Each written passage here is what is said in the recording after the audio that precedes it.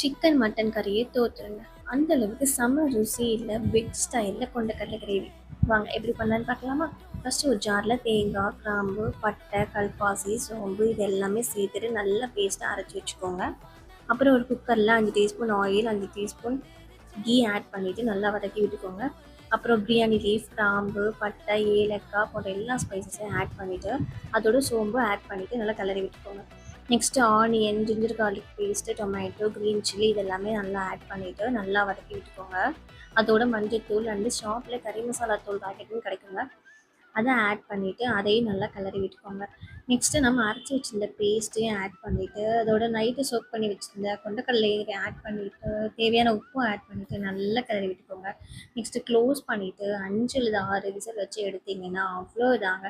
சூப்பரான சப்பாத்திக்கு side dish ready ஆயிரும். அல்டிமேட்டாக இருக்கும். நீங்களும் கண்டிப்பாக ட்ரை பண்ணி பாருங்கள்.